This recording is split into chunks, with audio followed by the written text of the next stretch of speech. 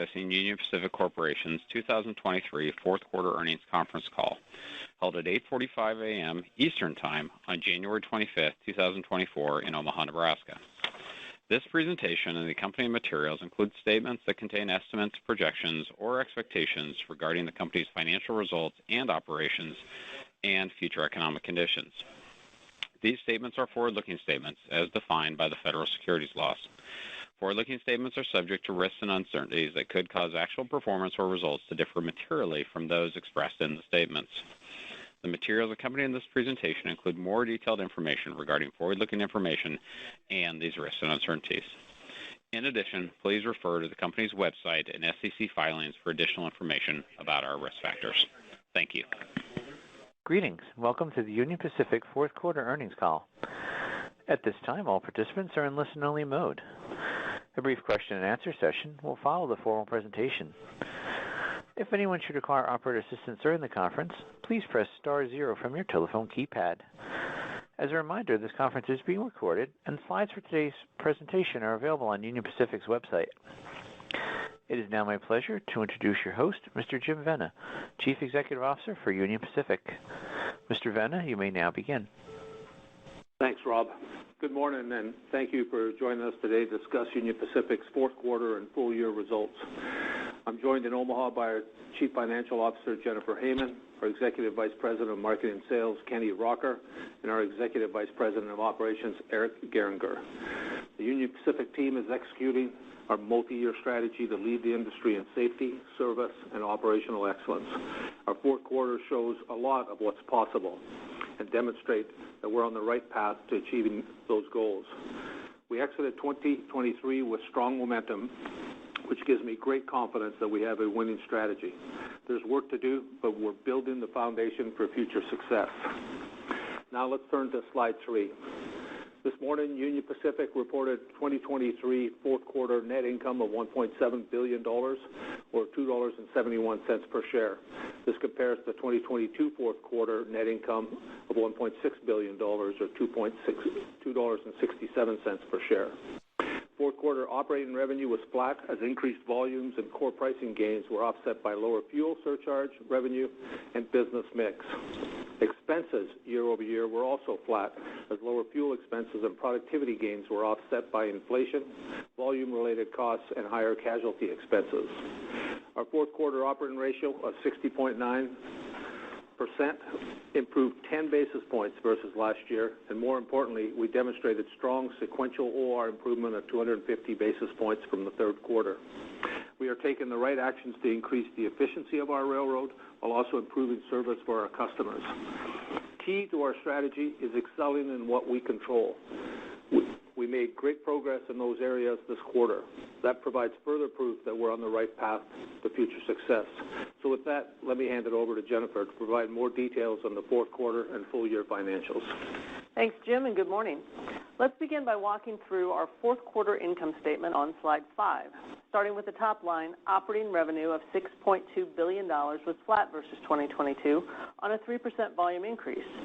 Breaking it down further, freight revenue totaled $5.8 billion, up 1%. The biggest driver of freight revenue in the quarter was fuel. Lower year-over-year fuel prices reduced fuel surcharge revenue and impacted freight revenue 375 basis points as fuel surcharges declined $180 million versus 2022 to $795 million. Volume growth in the quarter contributed positively, adding 350 basis points to freight revenue, and the combination of price and mix also was positive, increasing freight revenue 75 basis points as solid core pricing gains were mostly offset by an unfavorable business mix. Intermodal shipments, up 5%, contributed heavily to the mix dynamic. Wrapping up the top line, other revenue decreased 13%, driven by lower accessorial and subsidiary revenue. Switching to expenses, we provided expense details for both fourth quarter and full year in our appendix slides. But let me hit some of the highlights. Against our 3% volume growth, operating expense of $3.8 billion was flat. Digging deeper into a few of the expense lines, compensation and benefits expense was flat compared to 2022. Fourth quarter workforce levels decreased 2%, while our active T&Y workforce was flat against the 3% volume growth. This solid level of workforce productivity mostly offset wage inflation as cost per employee only increased 1% in the fourth quarter. Fuel expense in the quarter decreased 11% on a 15% decrease in fuel prices, from $3.70 per gallon to $3.16. Our fuel consumption rate deteriorated 3% as we moved a less fuel-efficient business mix with increased intermodal shipments and fewer coal moves. Finally, other expense grew 20% as a result of higher casualty costs and the comparison to 2022, which included insurance recoveries. Coming out of COVID, we had a sizable case backlog that we largely worked through the last couple of years.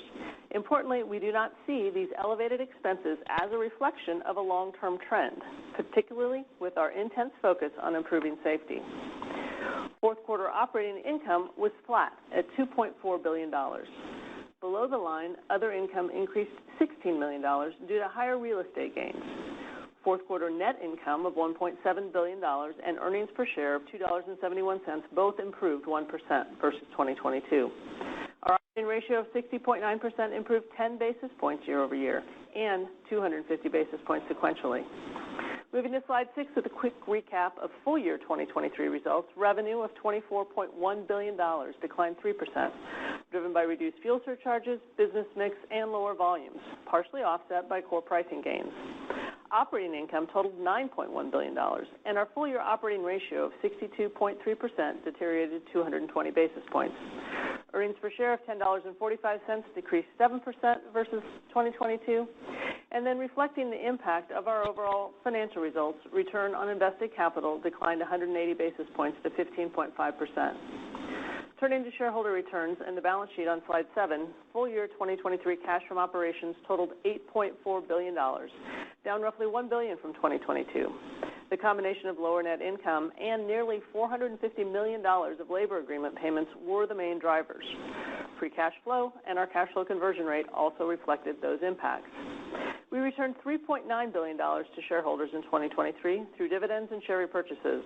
Our adjusted debt-to-EBITDA ratio finished the year at 3 times as we continue to prioritize a strong balance sheet and be A-rated by our 3 credit agencies.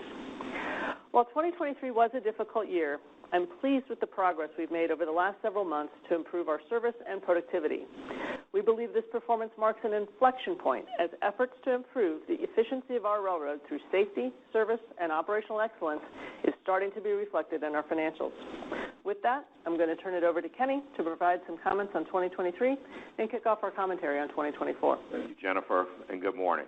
You just heard from Jennifer that freight revenue was up 1% in the quarter, as our volume gains of 3% were partially offset by lower fuel surcharges. So let's jump right into the business teams to recap the market drivers on the revenue side. Starting with bulk, revenue for the quarter was flat compared to 2022, driven by a 3% increase in volume offset by a 2% decrease in average revenue per car.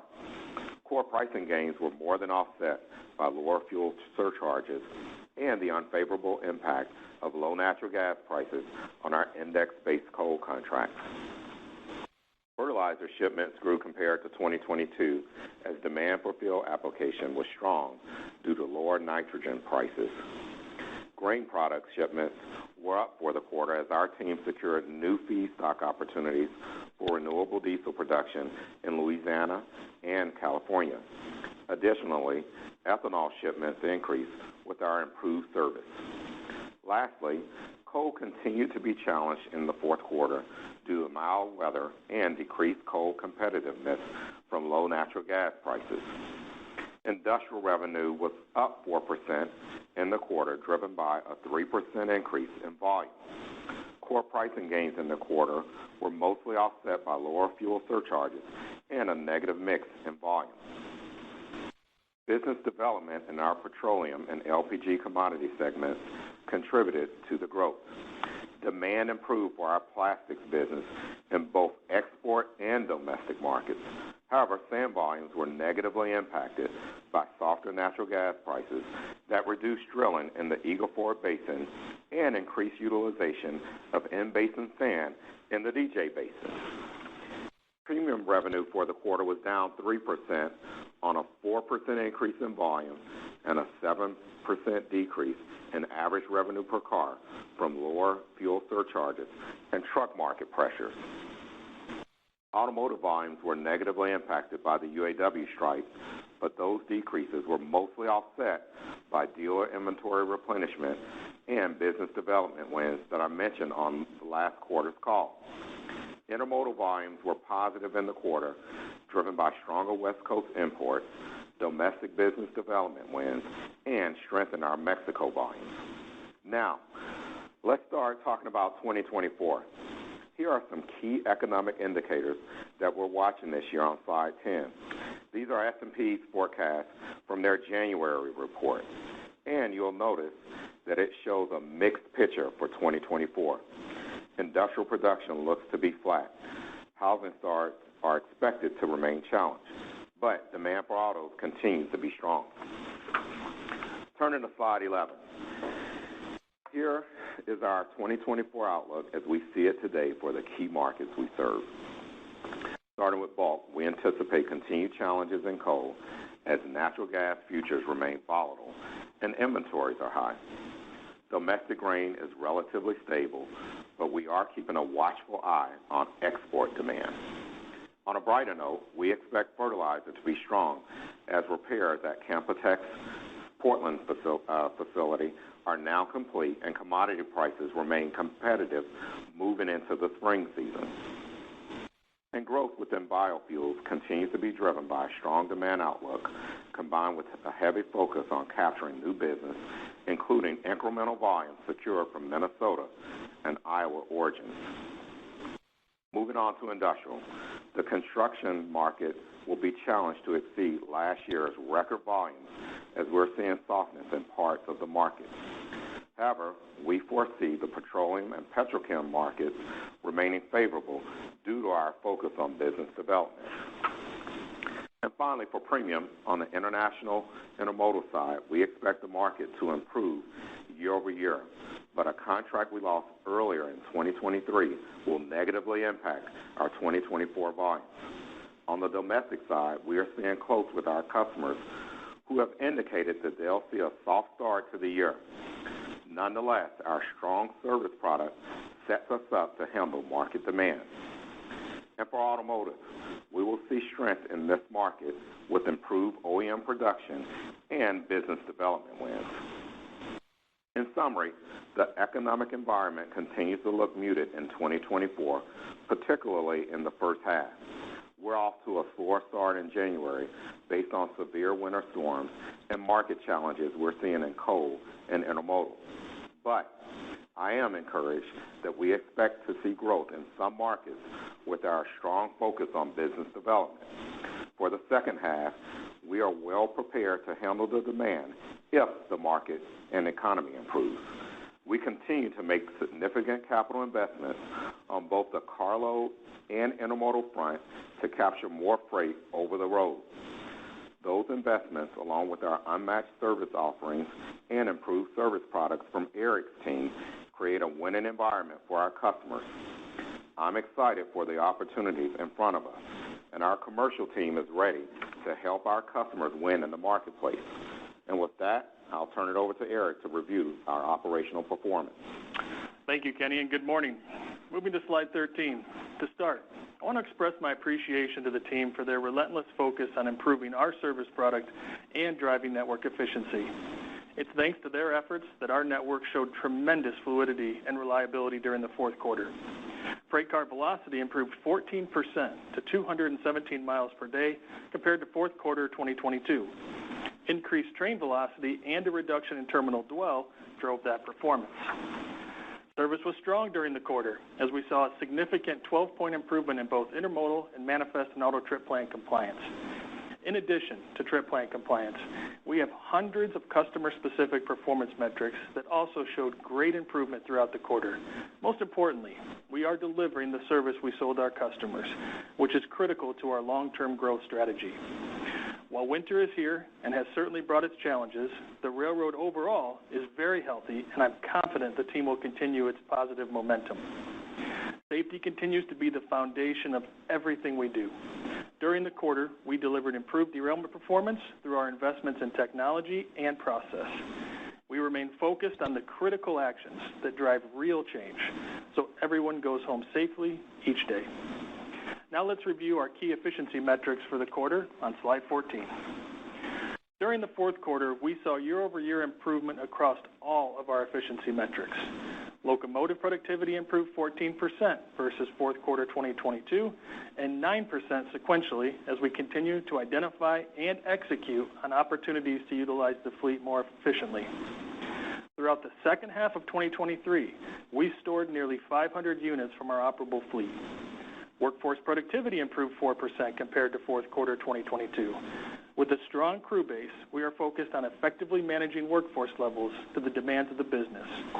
However, challenges do remain from scheduled work agreements that in the near term require additional employees.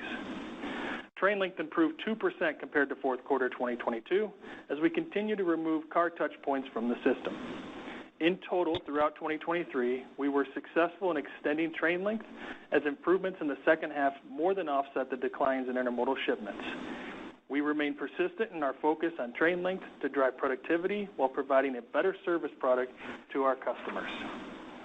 As we move into 2024, we will continue to transform our railroad through a variety of technology initiatives and targeted capital investments designed to further improve safety, improve our service product, enhance resource utilization, and ultimately lower our cost structure. So to wrap up, let's review our capital outlook for 2024 on slide 15. We are targeting capital spending of $3.4 billion in 2024. Similar to 2023, we will support safe and productive operations by investing in our infrastructure and renewing our older assets. This includes modernizing locomotives and acquiring freight cars to support replacement and growth opportunities. We are also investing in technology and terminal and mainline capacity projects to improve productivity. Specific to our technology investments, we recently cut over net control, replacing our 50-year-old transportation management system. This cutover positions us to use real-time analytics to open new capabilities for Union Pacific and our customers. Great work led by our technology team.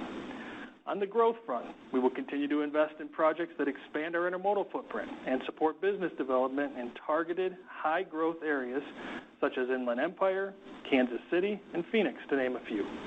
So with that, I'll turn it back to Jennifer to lay out our initial financial thoughts for 2024. Thanks, Eric.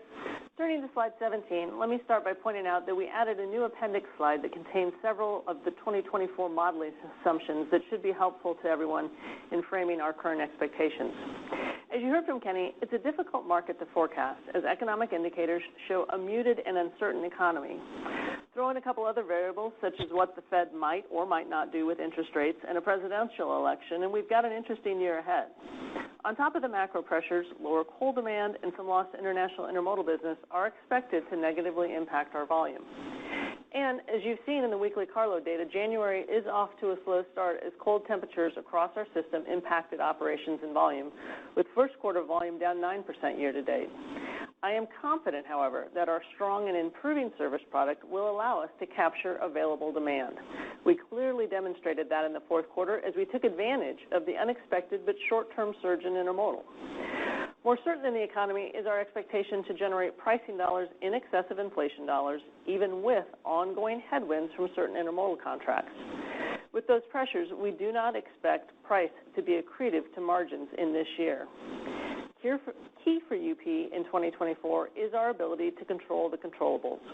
By driving a strong safety culture, making ongoing service gains, and improving network efficiency, we're confident that regardless of the demand environment, we will take the necessary actions to run a more efficient network. Finally, with capital allocation, there is no change to our long-term strategy. We are investing $3.4 billion back into the railroad, as Eric detailed. Next, we prioritize our industry-leading dividend payout, and then excess cash will be returned to shareholders through share repurchases. However, given first quarter debt maturities of $1.3 billion, we will not be repurchasing shares in the first quarter. It's always difficult in late January to make predictions for the year ahead, and this year is no different. There are clearly ongoing challenges from a macro and inflationary perspective. What is very encouraging, though, as we start out 2024 is our momentum, which you've heard us mention several times today. We demonstrated with our fourth quarter performance what's possible, and we look forward to further improvement in the year ahead. With that, let me turn it back to Jim. Thank you, Jennifer. Let's turn to slide 19. Before we get to your questions, I'd like to quickly summarize what you've heard from our team. Kenny outlined our view on the upcoming year. Our volume outlook today reflects headwinds from lost business, coal demand, and relatively soft economic forecasts. Much of that is out of our control. We are mitigating these impacts through business development and value creation by providing great service to our customers. Eric described the progress we've made to return our service levels to industry best. While there's work to do, the team made consistent improvement through the quarter to exit in a very fluid state. Obviously, winter is here, but that's part of railroading. I judge our success by how we minimize the impact on our customers and how quickly we recover the network. So far, we've shown great resiliency. Finally, as Jennifer laid out, our productivity and pricing gains will be key to overcoming ongoing inflationary pressures in 2024, as well as a soft economy. While many unknowns remain, I'm confident we'll succeed in the areas we control. We've got plenty of opportunities this year to improve safety, service, and operational excellence. As you heard me say in October, I came back to Union Pacific to win. My vision and the opportunity I see for this company has not changed. We have the right team and strategy in place to grow this railroad long term, and I'm very confident we'll see a better Union Pacific in the future. We're now ready to take your questions. Rob? Thank you, Mr. Vena. We'll now be conducting the question and answer session. If you'd like to ask a question, please press star one on your telephone keypad, and a confirmation tone will indicate your line is in the question queue. You may press star two if you would like to remove your question from the queue. For participants using speaker equipment, it may be necessary to pick up your handset before pressing the star keys. Due to the number of analysts joining us on the call today, we'll be limiting everyone to one question to accommodate as many as possible. Thank you, and our first question today is from the line of Chris Wetherbee with Citigroup. Please proceed with your question. Hey, thanks. Good morning. Maybe if I could ask just sort of the outlook for 2024. As you sit here, it sounds like a muted macro environment is keeping you cautious. But I guess when you think about the opportunities that you have, can volume be up this year? I know some of the macro indicators that you highlighted are muted, but they are still positive. So curious about volume growth. And I guess in that context, with pricing maybe not necessarily being accretive to margin, is there enough in that volume and some of the cost efficiencies that you guys are working on to get margin expansion? So, Chris, maybe let me start, and then Kenny can give you some more color. I mean, we're just not going to give you a number in terms of what we think can happen with volumes because of what you yourself said. There's just a lot of uncertainty, and we just don't think it's prudent sitting here at the end of January to give you some sort of a forecast based on hopes for a second-half recovery.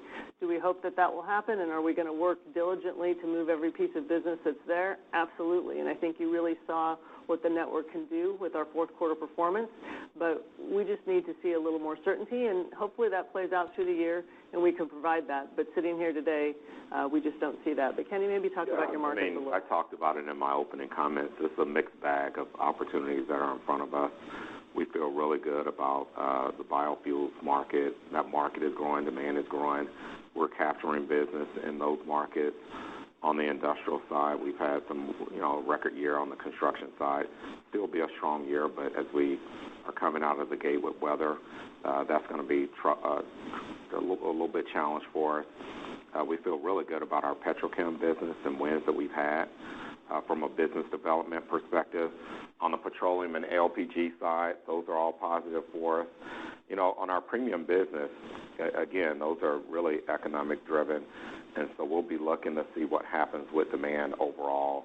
I talked about the international intermodal side and the loss there.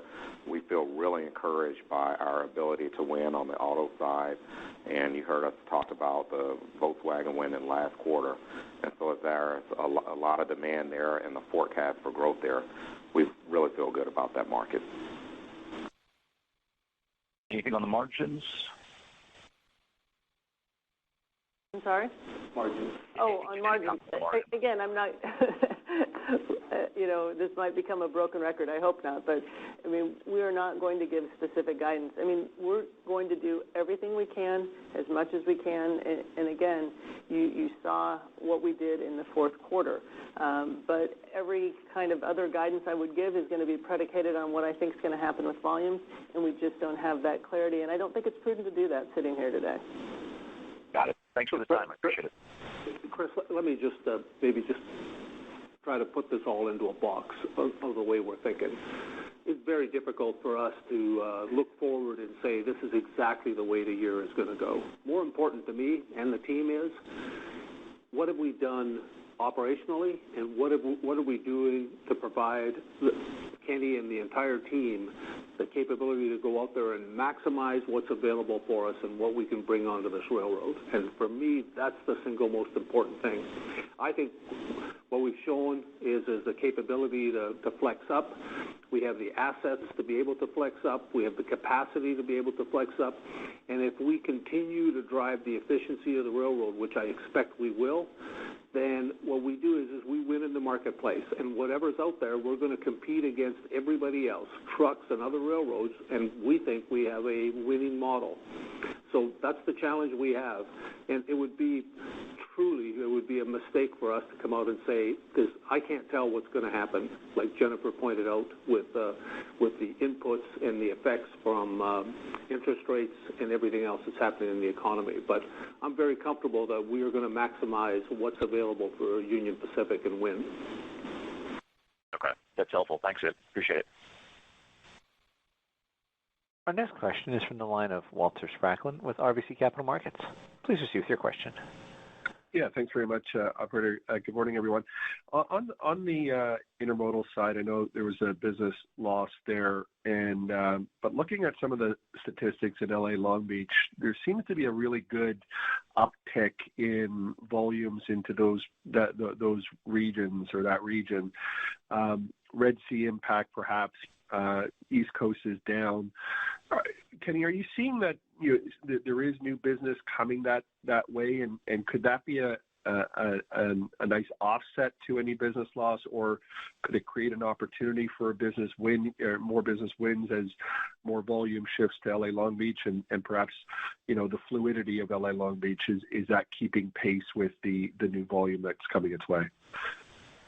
Yeah, so thank you, Walter. We've spent a lot of time looking at the global supply chains and the canals and so forth. I'll tell you right now in the near term, we haven't seen any significant shifts. We've been talking to the vessel carrier owners. We know they put in tariffs. Our customers have put in tariffs to go over the Panama Canal, for example. And so we've been working with them to move as much as we can with the network that we have, with the matchback opportunities that we have, with the reload opportunities that we have, with the new products that we have with the Houston lanes that Eric has given us, to give our customers every reason to go to the West Coast. So what we have seen is we are seeing more going IPI. We have a very efficient service network to accomplish that. We're happy about the customers that we have that have been able to grow in that market. And then finally, we have a great network where the service, we're able to capture that and get all of that business that's out there. I'd add too, Kenny, as we think about that, because to your point, you can't predict the future with entire clarity. It's another reminder, Walter, of the fact that when we talk about having a buffer, and you look at what we did in the fourth quarter, we generated the ability to make sure we have that buffer in locomotives, that buffer in rail cars, positioned in LA. So in the event the volume is there, we've supported Kenny's team to be able to actually capture it. And the fluidity in the terminals right now, how would you assess that? Very, very fluid. As you saw in the fourth quarter, 14% improvement in car velocity doesn't come unless you've got very fluid operations. Now, to Jim's point, are there opportunities? Of course there are. In fact, I'll talk about those as we go through this. But overall right now, yes, very fluid. Excellent. Appreciate it. Thank you. Our next question is in the line of Scott Group with Wolfe Research. Please proceed with your question. Hey, thanks. Good morning, guys. So, it seems like you're framing this as there's things we can control and things we can't control. It strikes me that over time, the industry's been able to have some control over price, and you're talking about inflation up 5, and right now yield ex fuel is only up 1, right? So it just seems we need more price. Can we get more price? I don't know. How do we think about that? And then can you just clarify, like this international intermodal contract? When did we lose that? Because it sounded like it happened sometime in 23, but we're seeing really good intermodal growth. So I'm a little confused with why we're flagging this as such a big issue right now. Thank you. Scott, I got both of those. Thank you. So first of all, you're exactly right. Price is a controllable, and let me make this clear. It's not like we jumped up here and waited till January 1st to look at price. We've been going down this path here for a few months. You've heard Jennifer and I say that we have a set amount, call it almost half, that we can touch from a pricing standpoint. Our commercial team has really been very effective sitting down with customers, talking to them about the improved service product, talking to them about our increased inflationary pressures that we saw from the labor side, and how Eric is leveraging that to improve the service products that we give them. They're seeing the same input. They're seeing the same increases. I've been meeting with customers, and so they know that. So, yes, we control a portion of that, and so we've been very focused on articulating that story. I think you had a question on the international side, and yeah, you're correct. We lost some of that earlier in the year, last year. The bulk of that will still be working through in 2024. But just to your question, Scott, I think what Kenny's talking about with that loss, that kind of goes to our discipline when it comes to price and making sure that the business that's on our railroad is running at acceptable margins. Sometimes that doesn't happen, and we might lose a piece of business. Yeah, with the service product, with the investments that you heard Eric talk about this morning, the margins have to be acceptable to be on the network. Well, I hate to always recap these, and I won't, but let me recap this, Scott, for you. So inflation, when I was first call that I had in October, I was pretty clear that we are going to deal with the inflationary pressure that is presented for us that we have to tackle, and we're doing it two ways. We are dealing with it on a price, from the price side, and we're also dealing with it on the efficiency side. And I think we have a clear view. This is not a short-term 3 months you can fix it on the price side, and even on the efficiency side. We've seen improvements in efficiency, and you can see that from the number, and I think there's more available for us on the efficiency side, from how we operate our trains, the fluidity in the terminals, how we use our people, and we did a really good job. The team did a fantastic job in the fourth quarter, and I expect it to get better as we go through the year. So those two things we're tackling head on.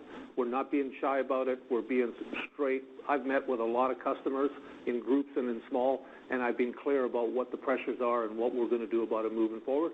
But at the end, we want our customers to win in the marketplace. We want them to win. So we're being smart about how we price and what level, and it's different for different marketplaces, and that's how we're handling it. But I'm excited. I think we overcome this year. By the end of the year, we'll see ourselves in a different position. Thank you. Our next question is from the line of Tom Wadewitz with UBS. Please proceed with your question. Yeah, good morning. So, Jim, you've seen, you realized a very fast and positive response in terms of the rail network operation since you've been at UP. Where do you think you're at in terms of kind of further improvement? So I don't know if you want to look at locomotives, what the active fleet is and where it can go to. Maybe if you could comment a little bit on headcount. I think that the headcount was down pretty meaningfully sequentially. So I guess I'm just trying to get a sense of kind of, are we at the stable level now after that really quick improvement, or our headcount and active locomotive fleet going to have further steps down as we go into 24? Well, listen, thanks for the question. So the way I see it is this. I think there's more on the railroad to become more efficient, and the concentration is a little different than the last time I was here and a little different than what we just were able to do in the fourth quarter. I think there's opportunity in speed and car velocity that'll help us be able to move the rail cars faster, use a few less locomotives, and be able to keep the network more fluid. But the real big piece for us, and what we're going to concentrate on, and we think there's a capability to be much better, is how fast we operate our terminals and the fluidity through the terminals to be able to have the products. Now, it's just not in the transportation piece. We are looking at ways on the engineering side, how we do maintenance, how we do capital work, on the mechanical side, what it costs us to perform overhauls. Every piece of the network is still there. So I think there's still more left on that piece to be able to do.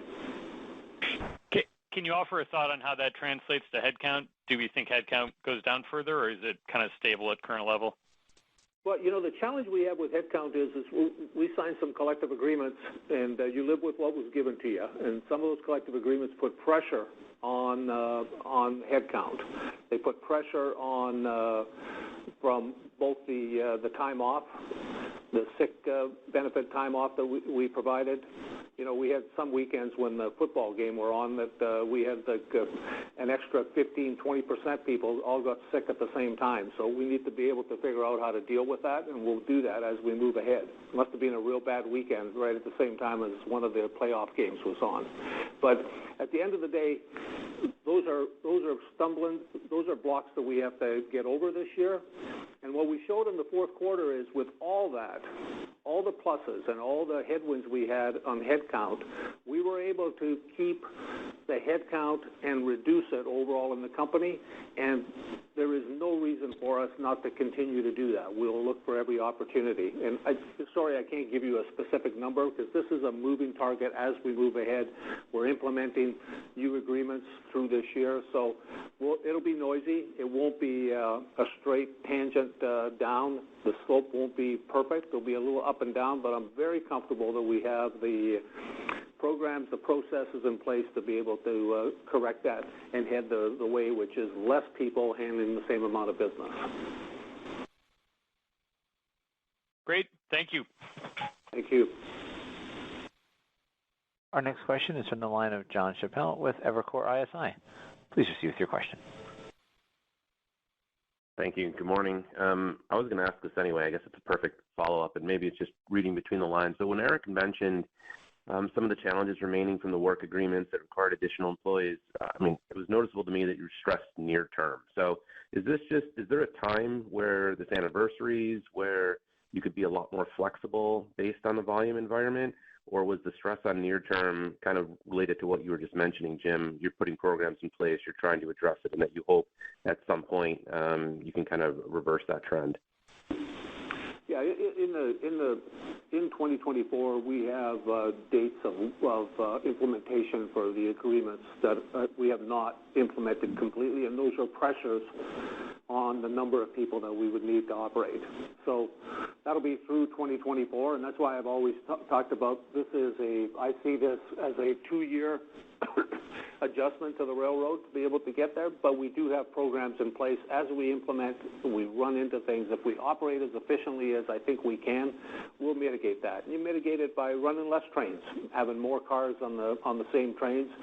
We grow, we put more cars on the same trains instead of starting more. We use the people and the facilities that we have more efficiently. But it's a 2024 headwind for us that we are going to overcome, just like we did on the fourth quarter. Well, and just a reminder, John, we only have the work rest agreement in place with the BLET. We're still negotiating with Smart TD. Correct. Okay. Thank you, Jennifer. Thanks, Jim. You're welcome. Our next question is from the line of Amit Mehrotra with Deutsche Bank. Please proceed with your question. Good morning. Thanks. Hey, guys. Hey, morning. Congrats on the good results. Hey, Jennifer, I want to come back to the 5% inflation. So you've got a $15 billion cost structure that basically translates to like $750 million of higher costs in 24. I assume that's a gross number because you guys have done a phenomenal job actually lowering the cost structure as we move from 3Q to 4Q. So is there any help you can give us in terms of how you think about that gross 5% translates to kind of like a net cost number in the context of the revenue outlook? Yeah, no, I mean, you've got that exactly right, Amit. The 5% is the gross number. So that's our challenge, right? And opportunity is to offset that with productivity. And so, that's where, you heard Jim talk, you heard Eric mention, we have those opportunities in, virtually every cost category. I'll put depreciation aside, that's kind of fixed for the year, but we absolutely have opportunities to offset that in terms of how we run the railroad. And I think, just think about wage inflation and think about fourth quarter. So, we had wage inflation first half of this year. Our wages are going to be up 4% for our union personnel. It's going to go to 4.5% in the second half, but our cost per employee was only up 1% in the fourth quarter. So that's productivity that's enabling us to offset some of that. And so that's the task of this management team, and that's those controllables that we talked about, and that's where we're very much focused. But is there any help? Like, I mean, can you offset half of it? Can you offset 40% of it? Like, because that's obviously critical to understanding, the EBIT and margin outlook, which I know is highly uncertain, but at least give us some sense of how much you can offset that gross number by, in your opinion. But you also know, Amit, that volumes play a role in that in terms of how we're able to leverage and build longer trains and have more work to put up against some of those inflationary costs. So that's our challenge, but I'm really not going to be able to give you any more than that. Okay. I thought I'd try anyways. Thank you, guys. Appreciate it. Appreciate it. Good question. Nice try. Thank you.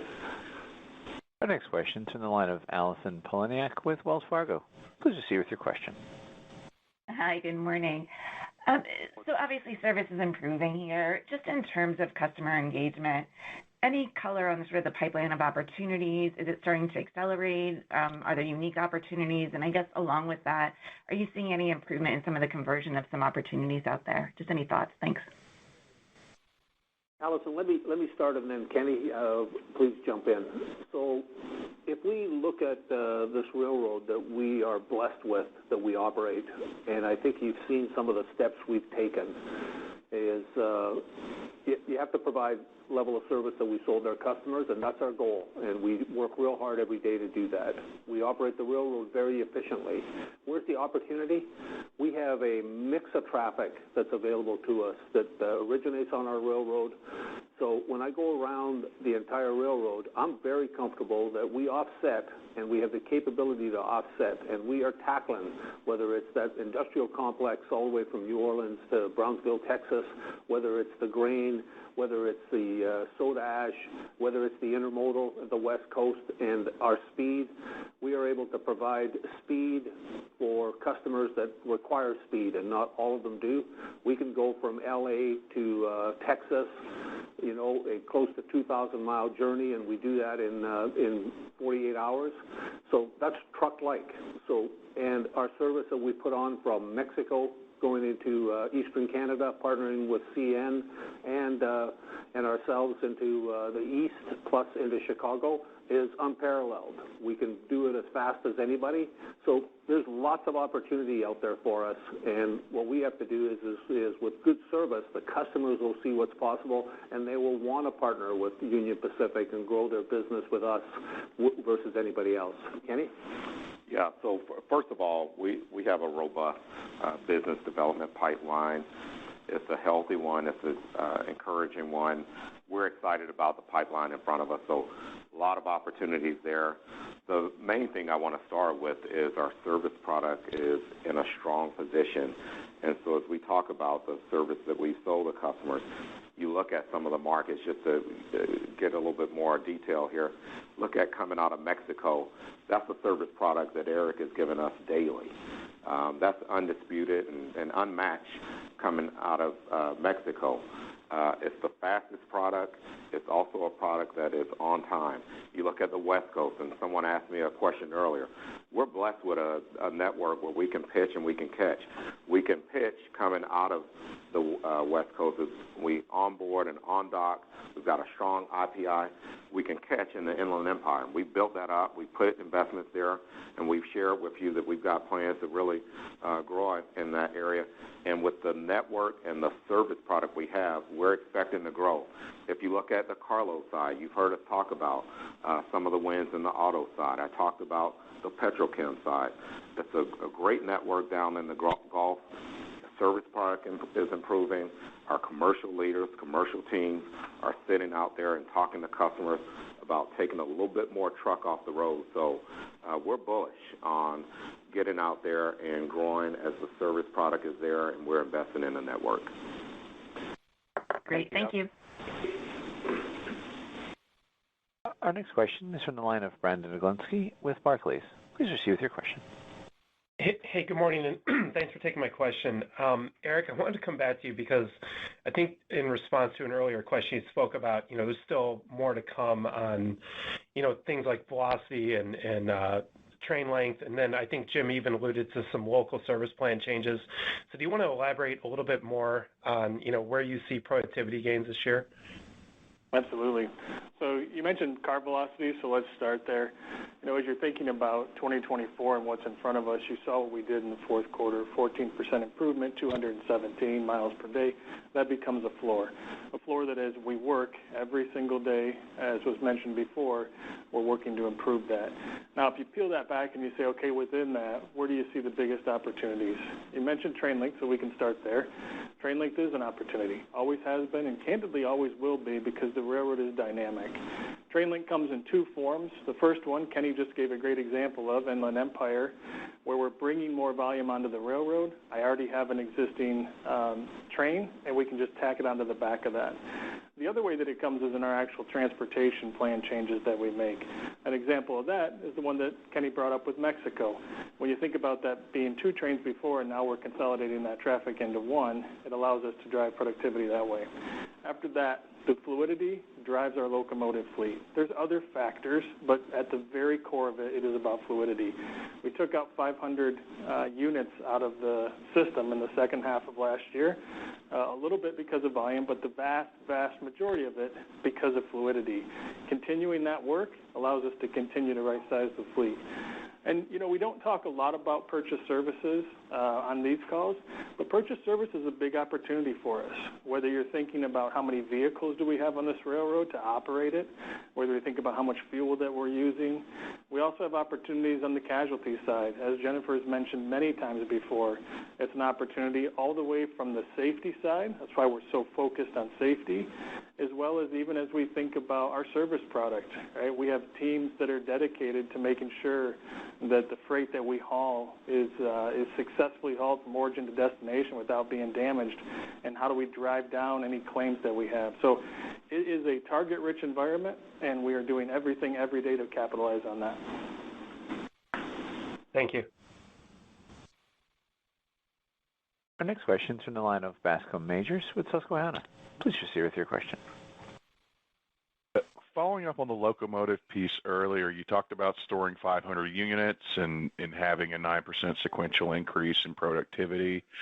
Jim, as you look forward a bit further, can you talk about how you think about UP's fleet renewal strategy for locomotives over the next, call it, 3 to 5 years, and how at this point is some of the regulations that California is proposing impacting the way that you think strategically about that significant investment for the railroad? Thank you. Bascome, I think it's a great question. If you looked at the bottom line, we have enough locomotives that we would not have to look in the planning period of 3 years out that we would have to purchase any locomotives. But we always look at the greenhouse gas emissions of our locomotives, what we need to do to be able to invest to make them more efficient, both on a fuel spend and greenhouse gas emissions. So I think we will target certain capital expenditures. It's not in the plan this year, and we'll look at it again to see where we are. We're testing new innovative ways to have propulsion, so we'll continue to do that and invest in locomotives that can be hybrid, that are able to work out there for us. So in certain situations we can implement it, but I don't see the requirement is that we do not have to spend money. But bottom line is we know that we will invest in our fleet, and we don't want to have the oldest fleet in the network, so we'll continue to invest in renewing the fleet as we move ahead, but it will not happen in 2024. Thank you. You're welcome, Patsy. The next question is from the line of Ken Hoexter with Bank of America. Please proceed with your question. Hey, good morning, and congrats on solid and rapid results here. Just want to check, I guess you're not changing that you don't need volume gains to get margin improvement. Is that right? Am I hearing that right? And then your thoughts on outpacing normal sequential shifts into the first quarter. Should we still expect that like you did in the fourth quarter, given the weather or accelerating gains? And then just a side one, Kenny, I just want to understand, can you talk about the scale of the intermodal loss in 24? Did we see it in the fourth quarter, or is that all coming? And can you talk scale? I guess that was a surprise, I think, to everybody so far. Okay, so 3 questions, Ken. That was very good. I like it. So why don't we start? Where are we going to start? Why don't we start with the contract? Real simple. Is the contract was lost early in 2023, and the business is actually lost starting January 1st. Correct, Ken? That's true. We'll still see the bulk of it still showing up in 2024. Right. So that's the challenge. Is it's a 2024 issue, and it was early in 2023 that we lost that business. Yeah, and so Ken, in terms of your margin questions, again, not going to give you any specifics there. We have 3 levers, as you know, that we use to attack and generate profitability. It's volume, price, and productivity. You've heard us talk about the fact in my prepared comments that price, while positive and in excess of inflation dollars, is not going to be accretive to margins here in 2024. We are unsure about the volume picture. There's a lot of puts and takes, as you heard, and we know we've got some headwinds from a contract loss in coal. And so the lever that we are most confident about and have ultimate control over is the productivity side. And so you're right. We have shown in periods of declining volumes in the past that we can, through productivity and price, generate margin improvement. But we're not giving a guidance on what any kind of magnitude of volume change is, so I don't want to try to get into that game of linking X amount of volume with X amount of productivity and margin. The thing that you will see from us in our results, regardless of what happens with volume, is that we're performing better. We're running better. We're running more efficiently and driving productivity. And whether that results in positive or negative in the financial picture is going to be a function of some of that volume and how that plays out through the quarter and through the year. First quarter in particular is going to be a bit of a challenge for us. Volume, yes, and the weather, you heard us talk about that, but a couple other things just to remind everyone of in terms of a year-over-year comparison. Last year we had about $100 million, a little over $100 million real estate transaction that was in our earnings, and we also had a very strong fuel benefit in the first quarter of last year.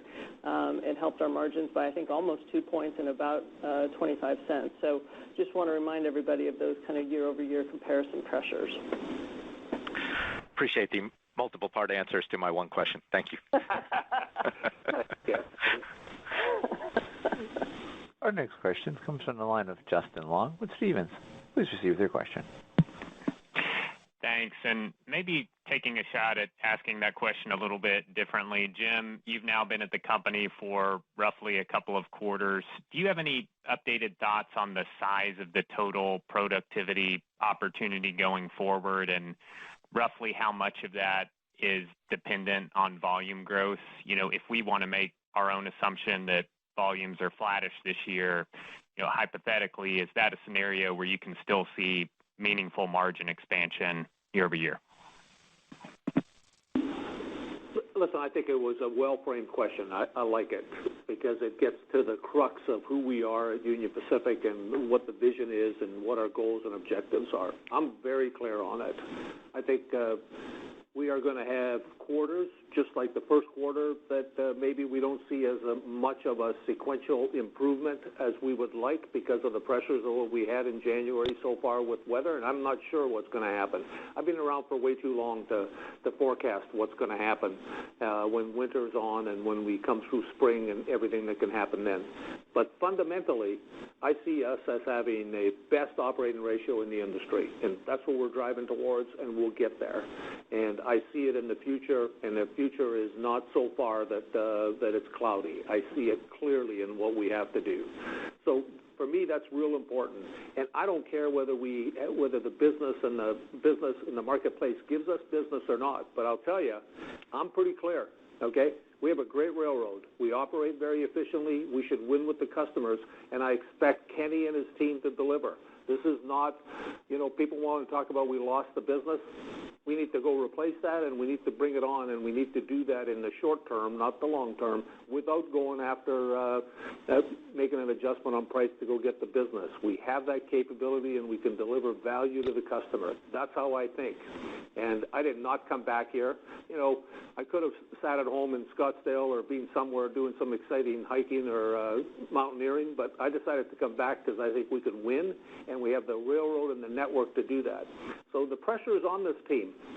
The pressure is on Eric to make sure and his entire team to deliver, recover fast like we did with this last winter impact that we had. I expect Kenny to deliver, and I expect Jennifer and the entire team to look for every opportunity how we monetize what we have as a railroad and win. So I love the question. Perfect. So hopefully I answered it for you. You did. Thanks, Jim. You're welcome. The next question is from the line of Ben Nolan with Stifel. Please proceed with your question. Yeah, thanks. Good quarter. And by the way, Jennifer, I do like that last slide. It's helpful. My question relates to Mexico. Obviously, that's an initiative that you guys really tried to accelerate last year, and then around the end of the year, there were the border closures. Just thinking through how you expect that business to trend moving forward, and if you're seeing a lot of these reshoring things, or are some of these interruptions causing any second guessing of that at all? So can you talk about the business and how we see it, and then I would, if you don't mind, I'm going to answer the piece on the border. Okay? Sure. Yeah. I mean, Ben, the nearshoring is real. We've seen the billions that have gone in all of 2023. These are, a number of them are highly industrial and rail-centric, which we find encouraging. I talked about the service products that we have, and we're not waiting around for the nearshoring to happen. We've seen some wins with us having the fastest product coming out of Mexico, especially in time-sensitive products like auto parts. Again, it's daily service. We're reaching into the Midwest. We're reaching into different parts of Canada. And so we're encouraged by that. We're bullish about that. We're talking to customers about that. We're putting as much as we can on the network. And you also saw us create a service product into the Southeast, which we gained some traction on. So, again, coming out of Mexico, it's a great franchise for us. We've got 6 borders that we can get in and out of Mexico. So great product and great franchise. You bet. And on the border, I'm disappointed that the border was shut down, and I do not think that's the way to move forward. I think there is a problem. There's a humanitarian issue. I personally went down with some members of the team to go visit, and it's very difficult when you see people crossing the river and a mother with a child coming and then falling into some razor wire. That is not something that anybody should see. But at the end of the day, for us, I think it's more important that the border crossings are fluid, and we are doing everything, investing in systems to make sure we protect the railway crossings, that we do not have people crossing on the trains, and we've done a really good job of that. People are not coming across from Mexico into the U.S. or vice versa on the trains, and that's what we will continue to do, and we will work close with Customs, and we have. Customs understands they have a problem, and we've worked very closely with them, and we will continue to have meetings and discussions so that we'll do everything we can to make sure that the rail operation is not impacted as we move forward. All right. Thank you. The next question is from the line of Ravi Shankar with Morgan Stanley. Please proceed with your question. Thanks, morning, everyone. You guys said that you're looking to push on rail length, which is train length is understandable. Just wanted to see kind of how much room you have to kind of get more leverage there. Kind of given your efforts already, kind of how much more like physical space is there? Also, I think given some of the kind of regulatory scrutiny around train lengths, kind of is this something that you guys can do by yourself, or do you need to get the kind of STB or Congress to kind of sign off on it? Yeah, thank you for that question. So, core to your question is how do we think about train length and how do we execute that? So let's put volume to the side just for a second. Do our trains have capacity for more train length? Absolutely, yes, 100%. The work that we have in front of us that we've been executing now for years and will continue to is to make sure that all of our systems behind the scenes continue to first identify those opportunities, and as we've always been, to be exceptionally prudent about actually working through our physics engines and to understand exactly how to build our trains. That's science, and like all science, it evolves, and every quarter, every year, we see new opportunities to be able to keep capitalizing on that. So I'm not going to guide you to a specific number, but I am going to tell you we see opportunity there. You'll see us capitalize it in 24, and I'm excited and appreciative of what the team's doing to make that happen. Thank you, Robbie. Our next question is from the line of Brian Ossenbeck with J.P. Morgan. Please proceed with your question. Morning, Brian. Hey, good morning. Hey, good morning, Jim. Thanks for taking the question. Just a quick follow-up first on the work rest rules. Is there anything in your guidance where you're assuming that Smart TD actually does come on board, or so far you're just assuming that it's the BLE? And then maybe for Kenny, obviously mix is probably harder to forecast than volume, but the two are related. So maybe you can just give us a sense in terms of some of these market pricing adjustments for coal and intermodal that have been more of a headwind than not the last couple quarters. Is that something that we should anticipate also being a potential headwind into next year? Just curious how much visibility you have on that, knowing that it's probably truck and natural gas dependent. But I guess is that directionally worse in 24 than perhaps it was in 23? Thank you. Jennifer, why don't you handle what's in? In terms of the work rest piece, we do have an assumption that we'll come to an agreement probably sometime later in the year. So that's part of our overall thinking. So you asked the question about intermodal, domestic intermodal. First of all, if you look at where the rates have been, I'll differentiate. The spot rates have, in the last 4 months sequentially, shown, I'll call it very slow, gradual increase, which is encouraging. The same is true on the contractual side.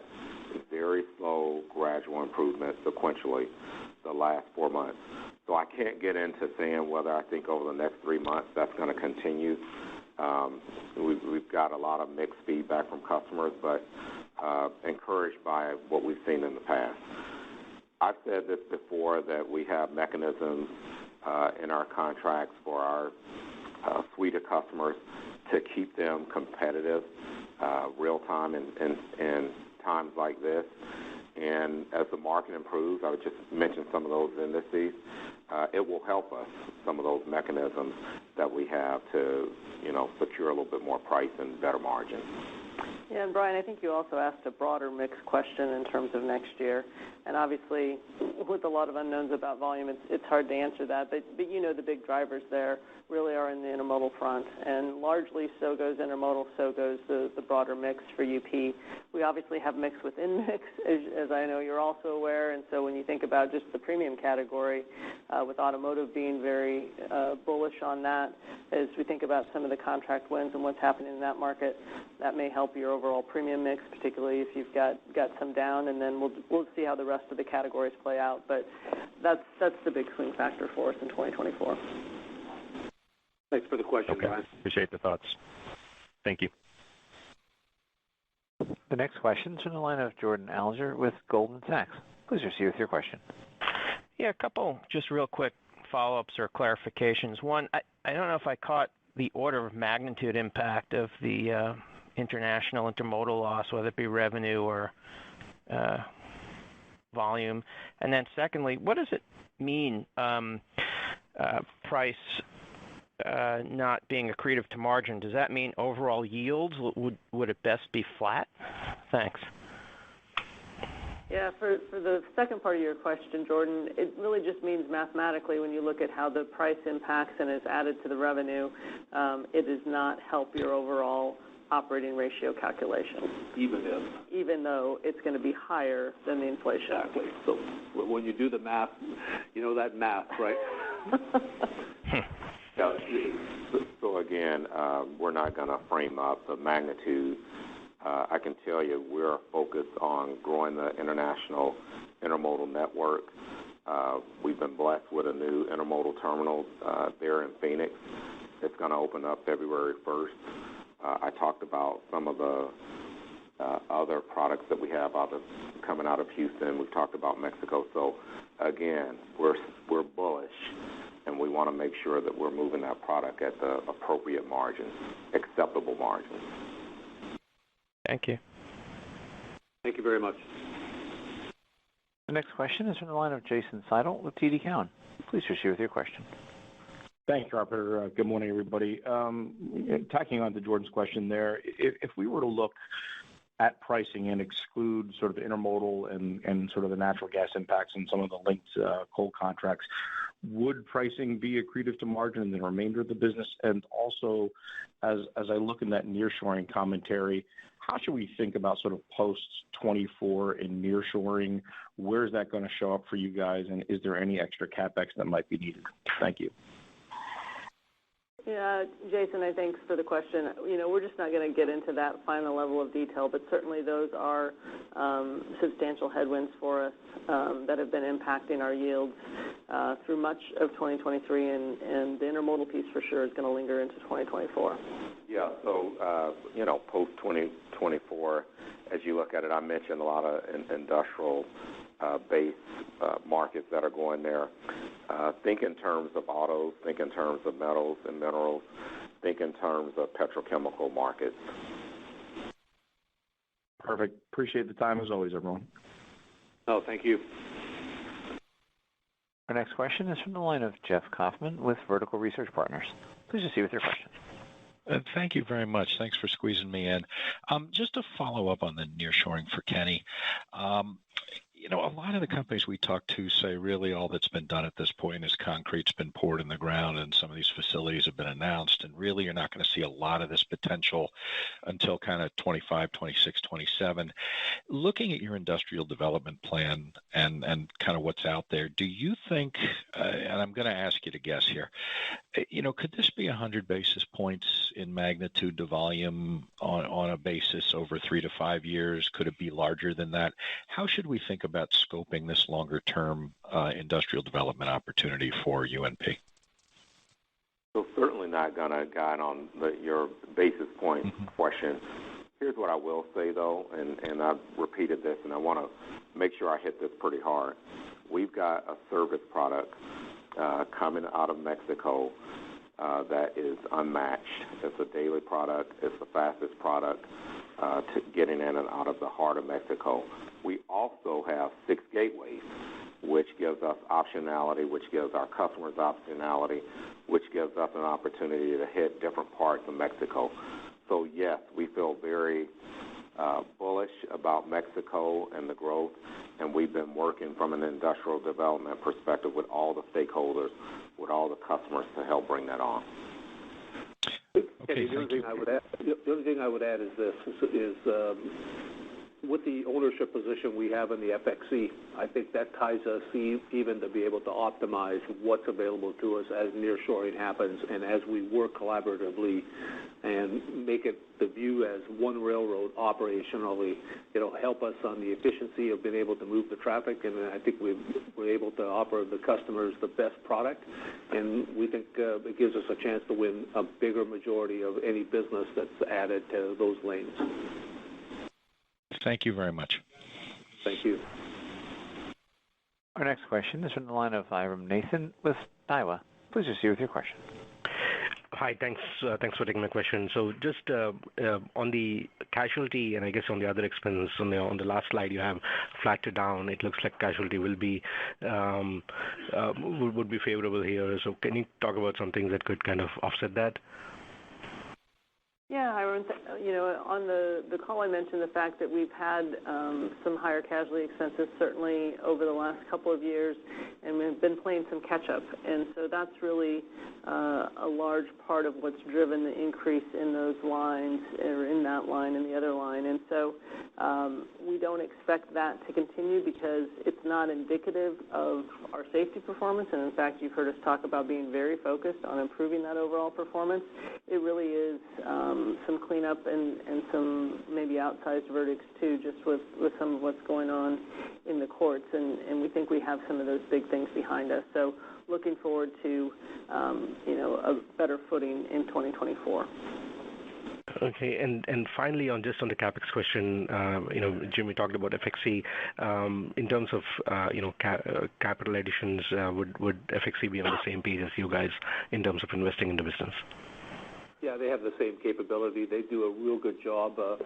I'm on the board, and so is Jennifer, and they have a great plan for 2024, and they invest in the railroad the same as we do, bottom up, build the plan up to see what you need. So I'm very comfortable that they will invest and have the capability to invest what they need to move forward. Okay, thank you. That's all I had. Thank you. Thank you. Our final question is from the line of David Vernon with Bernstein. Please proceed with your question. Hey, guys. Thanks. Good morning, and thanks for taking the questions. Sorry? I said they put you last, did they, David? It's been happening since the second grade. The last name is V. You should feel familiar with that process. You and I were always called last. I hear you. Exactly. So a couple questions for you here. First, the CapEx moderation. Kenny, are you a little bit worried about how that's going to impact you for growth? And then second, given your exposure to the situation down in Mexico, Jim, I'd love to hear your thoughts on what you think the introduction of passenger rail might do down in Mexico in terms of freight flows coming cross border. Any perspective or insight you can share in terms of the response that FXE I think had to give to the Mexican government the last couple of weeks. Thanks. So Kenny, let me ask the question. When we plan our capital, do we ever limit the capital so you have a problem for growth? Not at all. Perfect. That's the way we look at it. It's that simple. Never. So let me clear up this whole, David, because it's a great question, and you know the answer.